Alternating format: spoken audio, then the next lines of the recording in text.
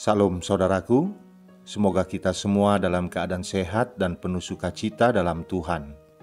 Kita akan merenungkan firman Tuhan yang menjadi nas khotbah kita minggu ini, yang tertulis dalam kitab Nabi Yefanya, pasal 3 ayat 14 sampai ayat 20. Sebelumnya mari kita berdoa. Bapa di surga, kami akan merenungkan firman-Mu. Kiranya Roh Kudus menerangi hati dan pikiran kami, agar kami sungguh memahami firman-Mu. Dalam nama Tuhan Yesus Kristus kami berdoa. Amin. Yefanya 3 ayat 14 sampai 20. Beginilah firman Tuhan. Bersorak-sorailah hai putri Sion, bertempik soraklah hai Israel. Bersukacitalah dan beria-rialah dengan segenap hati hai putri Yerusalem. Tuhan telah menyingkirkan hukuman yang jatuh atasmu, telah menebas binasa musuhmu. Raja Israel, yakni Tuhan, ada di antaramu. Engkau tidak akan takut kepada malapetaka lagi. Pada hari itu akan dikatakan kepada Yerusalem, janganlah takut hai Sion, janganlah tanganmu menjadi lemah lesu. Tuhan Allahmu ada di antaramu sebagai pahlawan yang memberi kemenangan. Ia bergirang karena engkau dengan sukacita. Ia membaharui engkau dalam kasih-Nya. Ia bersorak-sorak karena engkau dengan sorak-sorai. Seperti pada hari pertemuan raya, Aku akan mengangkat malapetaka daripadamu, sehingga oleh karenanya engkau tidak lagi menanggung celah. Sesungguhnya pada waktu itu aku akan bertindak terhadap segala penindasmu, tetapi aku akan menyelamatkan yang pincang, mengumpulkan yang terpencar, dan akan membuat mereka yang mendapat malu menjadi kepujian dan kenamaan di seluruh bumi. Pada waktu itu, aku akan membawa kamu pulang, yakni pada waktu aku mengumpulkan engkau. Sebab aku mau membuat kamu menjadi kenamaan dan kepujian di antara segala bangsa di bumi, dengan memulihkan keadaanmu di depan mata mereka. Firman Tuhan. Demikian firman Tuhan.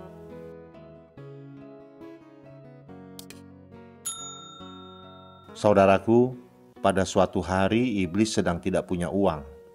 Lalu ia mengiklankan bahwa ia akan mengobrol perkakas-perkakas kerjanya. Pada hari yang sudah ditentukan, seluruh perkakasnya dipajang untuk dilihat calon pembelinya, lengkap dengan harga jualnya. Seperti kalau kita masuk ke toko perlengkapan. Barang yang dijual sungguh menarik, dan semua barang kelihatan sangat berguna sesuai fungsinya. Harganya pun tidak mahal. Barang yang dijual itu antara lain dengki, iri hati, tidak jujur, tidak menghargai orang lain, tak tahu terima kasih, malas, dendam, dan masih banyak lagi yang lainnya. Di suatu pojok ada satu perkakas yang bentuknya sederhana, sudah agak aus, tampaknya sudah sering dipakai, tetapi harganya sangat tinggi, bahkan jauh lebih tinggi dibandingkan yang lain. Salah satu calon pembelinya bertanya, "Ini alat apa namanya?" Lalu iblis menjawab, "Itu namanya putus asa." "Kenapa harganya mahal sekali? Padahal sudah aus." "Ya, karena perkakas ini sangat mudah dipakai dan berguna sekali. Saya bisa lebih dengan mudah masuk ke dalam hati manusia dengan alat ini dibandingkan dengan alat yang lain. Begitu saya berhasil masuk ke dalam hati manusia, saya dengan sangat mudah melakukan apa saja yang saya inginkan terhadap manusia itu. Barang ini menjadi aus karena saya sering menggunakannya kepada hampir semua orang. Karena kebanyakan manusia tidak tahu kalau putus asa itu milik saya." Saudaraku, hari ini kita memasuki minggu Advent yang ketiga, yaitu minggu di mana kita diajak kembali menaruh harapan akan kedatangan Tuhan ke dunia. Seruan bahwa Tuhan segera datang merupakan seruan dan iman umat percaya sepanjang zaman. Sudah sejak dulu kala, bahkan sebelum Tuhan Yesus lahir ke dunia. Mungkin inilah yang kemudian meragukan pengharapan kita itu. Jikalau kita sudah kehilangan harapan akan hadirnya kerajaan Allah karena tidak kunjung datang, maka sebenarnya kita sedang putus asa. Keputusasaan itu jugalah yang dialami bangsa Israel pada zaman Nabi Jefanya. Beratnya kondisi hidup karena harus mengalami pembuangan, menjadi budak di negeri orang, serta tidak pernah merasakan keistimewaan sebagai bangsa pilihan. Maka umat Israel kehilangan harapan akan datangnya kerajaan Allah itu. Saudaraku, selama pemerintahan Raja Josia, Nabi Jefanya bernubuat memperingatkan kerajaan Yehuda dan Yerusalem akan datangnya hukuman dari Allah karena dosa-dosa bangsa itu yang mengabaikan Allah dan hidup dalam ketidaktaatan. Namun suatu waktu nanti, tiba saatnya bahwa Tuhan Allah akan mengumpulkan kembali umatnya, menebus dan memulihkannya. Umatnya yang setia akan dihibur dan akan bersorak-sorak, bergembira, bersukacita, karena Allah akan ada di tengah-tengah mereka sebagai pahlawan perang yang membawa kemenangan. Nas ini merupakan ajakan untuk bangkit kembali dan bersukacita. Setelah sekian lama umat Tuhan berada dalam kondisi yang terpuruk, baik sosial politik, ekonomi, hukum, moral, dan spiritual. Keterpurukan ini semakin menyedihkan ketika Allah menghukum umatnya sendiri yang sudah hidup jauh dari kehendaknya. Hukuman itu hendak mengatakan bahwa tidak ada seorang pun yang dapat menghindar dari hukuman Allah, baik umat Allah maupun bangsa-bangsa lain. Tetapi sekarang umat Tuhan diajak untuk bersukacita karena masa-masa keterpurukan itu sudah berlalu. Allah sendiri berinisiatif untuk memulihkan, membebaskan, dan menyelamatkan umatnya. Hal ini menegaskan bahwa tidak ada seorang pun yang dapat menghalangi rencana kasih Allah bagi umatnya, bahkan rencana kasih Allah bagi siapapun. Lalu apa yang Allah lakukan? Pemulihan seperti apa yang Dia lakukan sehingga umatnya patut bersukacita? Pertama, penghukuman digantikan dengan kehadiran dan pemerintahan Allah. Artinya, penghukuman yang selama ini dialami oleh umat Tuhan dan dipahami sebagai ketidakhadiran Allah di antara mereka, sekarang Allah sendiri membuktikan bahwa Dia tetap hadir dan memerintah umatnya itu. Kehadiran Allah ini mendatangkan sukacita besar, mendatangkan rasa nyaman dan aman, dan membangkitkan kembali kepercayaan diri umat Tuhan. Siapa yang tidak senang dan bersukacita kalau Sang Pelindung dan Pembelanya hadir dalam hidupnya? Yang kedua, malapetaka, musuh, ancaman, dan penindasan digantikan dengan kemenangan. Kalau sebelumnya umat Tuhan mengalami penindasan, hidup di bawah ancaman musuh-musuh mereka, dan selalu mengalami kekalahan, sekarang Allah mendatangkan kemenangan bagi mereka. Dan kemenangan ini merupakan suatu sukacita besar yang tidak dapat diberikan oleh siapapun. Yang ketiga, cela dan malu digantikan dengan kenamaan dan pujian. Secara psikologis, kekalahan dan pembuangan yang dialami oleh umat Tuhan mendatangkan cela dan rasa malu yang luar biasa. Apalagi kalau diperhadapkan dengan status mereka sebagai bangsa pilihan Tuhan. Betapa tercela dan malunya mereka. Sekarang dengan kehadiran dan pemerintahan Allah, cela dan rasa malu itu digantikan dengan kenamaan dan pujian. Status mereka sebagai umat Tuhan yang sempat pudar, yang sempat redup, kini dipulihkan seperti sedia kala ketika bangsa itu terkenal dan termasyhur di mana-mana. Keempat, ketakutan dan kelemah lesuan digantikan dengan pembaharuan dan pemulihan menyeluruh. Allah akan menyelamatkan yang pincang, mengumpulkan yang terpencar, dan memulangkan mereka ke tanah perjanjian. Sungguh tidak enak hidup di bawah ancaman orang lain atau ancaman apapun. Sungguh tidak enak hidup dalam ketakutan. Tetapi itulah yang dialami oleh umat Tuhan ketika mereka mendapat hukuman dari Tuhan. Siapa yang tidak merindukan kebebasan dari rasa takut dan kelemah lesuan itu? Dan Tuhan tahu situasi ini. Karenanya, Dia melakukan pembaharuan dan pemulihan secara menyeluruh. Kalau Tuhan sendiri hadir dan memerintah mereka, tentu rasa takut dan kelemah lesuan tidak akan ada lagi. Kalau pelindung yang sejati sudah ada, apalagi yang perlu ditakuti? Kalau penyelamat itu datang, mengumpulkan dan memulangkan mereka ke tanah perjanjian, apalagi yang perlu dikhawatirkan? Apalah arti kelemah lesuan? Apalah arti ketakutan? Apalah arti kepincangan bila dibandingkan dengan kasih Tuhan yang begitu besar? Itulah gambaran pemulihan yang dilakukan oleh Allah bagi umat-Nya. Jadi, siapakah yang tidak bersyukur dan bersukacita atas pemulihan itu? Siapakah yang tidak akan bersorak-sorai kalau keadaannya yang terpuruk dipulihkan secara luar biasa oleh Tuhan? Dalam rangka sukacita karena pemulihan seperti inilah, Nabi Zefanya mengajak kita untuk bersukacita. Bersukacita adalah sikap yang semestinya dimiliki oleh orang Kristen di masa Advent, terlebih ketika kita akan menyambut Natal serta menantikan kedatangan Tuhan Yesus kembali. Tetapi mungkinkah kita bersukacita dalam keadaan yang sulit? Dalam Filipi 4 ayat 4 firman Tuhan mengatakan, bersukacitalah senantiasa. Juga dalam ayat 14 nas khotbah kita, Zefanya mengatakan, bersorak-soraklah hai umat Tuhan, bersukacitalah dan beria-rialah. Bagaimana kita dapat mengaplikasikan firman Tuhan ini dalam keadaan kita yang sulit? Kita perlu memahami lebih dulu apa arti bersukacita. Kata sukacita mempunyai arti keadaan hati yang gembira atau keadaan hati yang damai, yang tidak dipengaruhi oleh kondisi apapun di sekitarnya. Namun ini tidak berarti perasaan sukacita itu terus-menerus kita rasakan.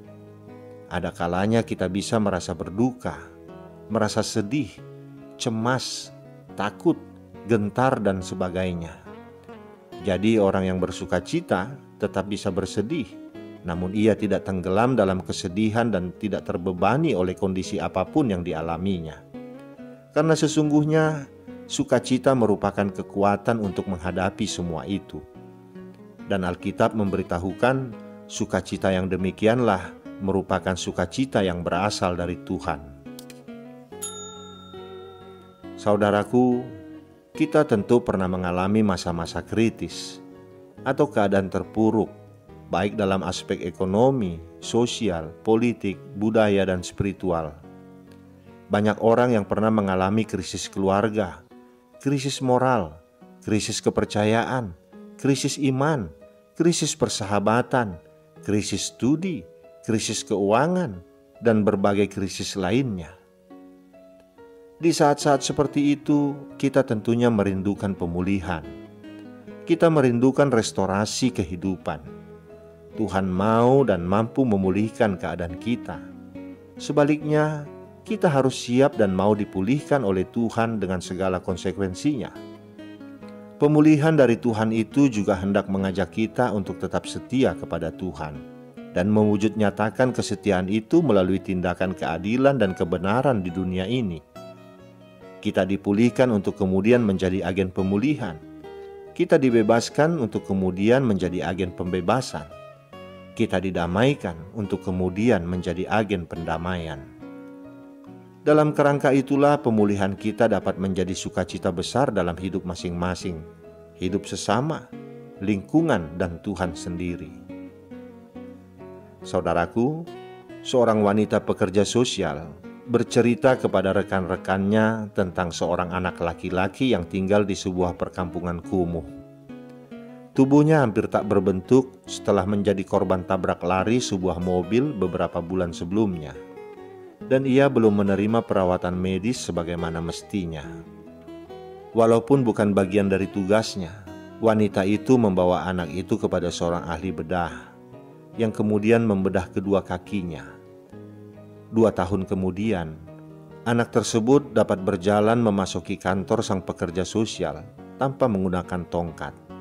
Ia benar-benar sembuh dan keduanya saling berpelukan. Pekerja sosial itu kemudian berkata kepada rekan-rekannya, "Seandainya tidak ada lagi hal lain yang bisa saya capai dalam hidup ini, setidaknya saya telah membuat sebuah perubahan nyata pada anak itu." Ia berhenti sebentar, kemudian berkata kepada rekan-rekannya, "Peristiwa itu terjadi beberapa tahun yang lalu. Menurut kalian, di manakah anak itu sekarang?" Sebagian temannya berpendapat bahwa ia mungkin telah menjadi guru, menjadi dokter, atau pekerja sosial sama seperti mereka. Dengan sangat sedih, wanita itu menjawab, "Tidak, ia sekarang masuk penjara karena telah melakukan suatu kejahatan keji. Saya memang mengajarinya untuk berjalan lagi, namun tidak ada yang mengajari dia kemana dia harus melangkah." Saudaraku, kisah ini memberi pelajaran yang sangat penting tentang kasih karunia dan kesetiaan Allah. Dalam kasih karunia-Nya, Allah mengampuni mereka yang bertobat dan kembali kepadanya. Dalam kesetiaan-Nya, Allah tidak menyerah untuk memurnikan dan mengoreksi untuk memelihara keberlangsungan umat-Nya yang akan menghadirkan Mesias, Yesus Kristus sebagai korban penebusan dan pengampunan dosa. Inilah janji Allah. Dalam ayat 20 dikatakan, "Aku akan membawa kamu pulang." Suara Allah yang terdengar sedemikian lembut mengingatkan kita bahwa dalam segala keadaan Allah ada di tengah-tengah kita dan Dia akan memulihkan kita. Respon iman yang tepat menyikapi kasih karunia dan kesetiaan Allah ini adalah umat bersedia menghasilkan buah pertobatan, yaitu mengubah pola pikir dan perilaku yang telah rusak sehingga terwujud dalam sebuah tindakan yang telah diperbaharui. Buah pertobatan tersebut merupakan pembaharuan diri yang menyeluruh, yaitu pembaruan dalam pola pikir, gaya hidup, manajemen diri, komitmen, disiplin, dedikasi, dan tujuan kehidupan. Semua aspek tersebut telah mengalami proses pembaruan, sehingga menghasilkan pola kehidupan yang sama sekali baru. Namun agar semua aspek tersebut mengalami proses pembaruan, kita perlu berjuang dengan sekuat tenaga dengan mengandalkan kasih karunia Tuhan. Sebab tanpa kasih karunia Tuhan, kita pasti akan gagal. Sukacita kita sebagai orang percaya ditentukan oleh sejauh mana kita bersedia dikendalikan oleh anugerah Allah, dan bukan karena hasil kekuatan dan kebajikan kita sendiri. Namun pada kenyataannya, kita tergoda untuk mengandalkan kekuatan dan kebajikan kita sendiri, bahkan bangga bahwa kita adalah keturunan orang percaya. Dalam Lukas 3 ayat 8, Yohanes Pembaptis menegur orang banyak, "Jadi hasilkanlah buah-buah yang sesuai dengan pertobatan, dan janganlah berpikir dalam hatimu, Abraham adalah bapa kami. Karena aku berkata kepadamu, Allah dapat menjadikan anak-anak bagi Abraham dari batu-batu ini." Umat Israel pada waktu itu berpikir bahwa mereka akan selamat dari murka Allah sebab mereka keturunan Abraham, walau hidup mereka dipenuhi dengan berbagai macam kejahatan dan kekerasan. Dengan pola pemikiran keturunan Abraham, mereka beranggapan bahwa keselamatan Allah bersifat mekanis yang terus diwariskan melalui status etnis mereka. Anggapan umat Israel akan keunggulan etnisitas ditolak dengan tegas oleh Yohanes Pembaptis. Keselamatan Allah tidak ditentukan oleh warisan darah keturunan, walaupun nenek moyang mereka dulu sangat berkenan di hadapan Allah. Walaupun demikian, masih banyak orang Kristen yang memiliki anggapan seperti itu. Mereka merasa yakin diselamatkan karena mereka pernah dibaptis pada waktu masih bayi dan berasal dari orang tua yang beriman kepada Kristus. Dengan penghayatan keagamaan yang demikian, orang-orang Kristen keturunan gagal untuk menghasilkan buah pertobatan dalam kehidupan mereka.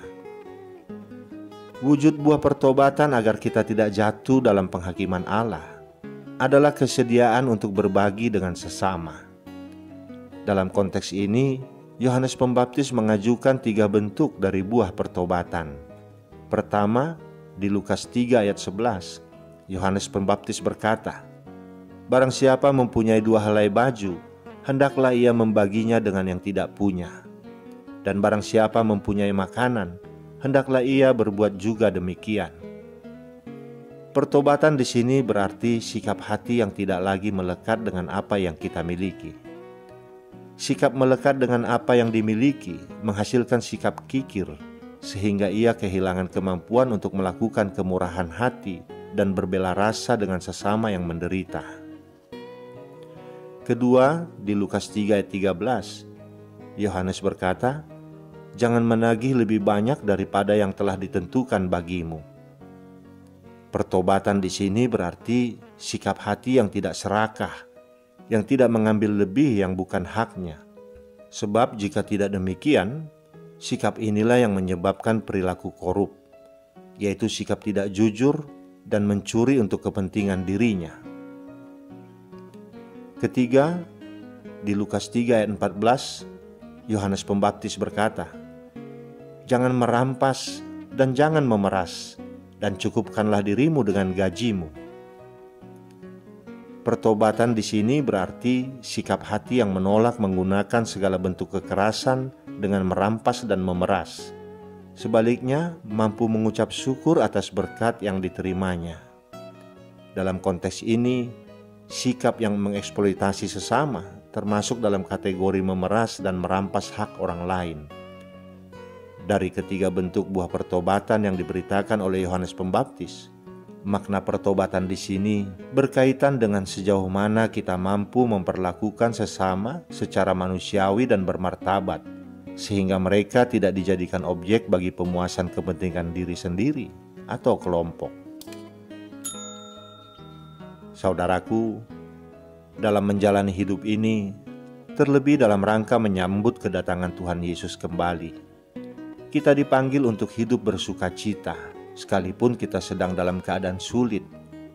Tetapi ini dimungkinkan, sebab Tuhan telah mengaruniakan sukacita di dalam Tuhan Yesus, yang tidak lama lagi akan kita rayakan hari kelahirannya.